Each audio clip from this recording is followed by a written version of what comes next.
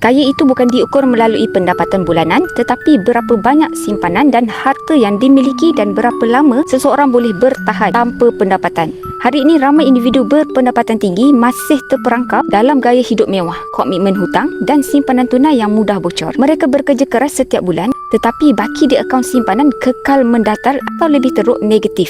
Di sinilah peranan emas sebagai aset fizikal menjadi semakin penting. Emas bukan sekadar simpanan, tetapi penyimpan nilai yang terbukti sejak beribu tahun. Dengan menukarkan sebahagian pendapatan ke dalam bentuk gram emas, sama ada golba ataupun dinar, atau akaun simpanan gap, anda sedang membina kekayaan sebenar. Ia bukan angka semata-mata, tetapi aset yang terus meningkat nilainya dari tahun ke tahun.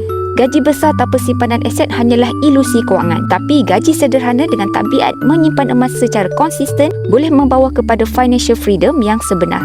Bagi yang berminat untuk menabung emas bersama di Public Gold, anda boleh rujuk pin video saya Step Daftar Account Public Gold atau klik link bio saya. InsyaAllah saya akan bantu guide sebaiknya.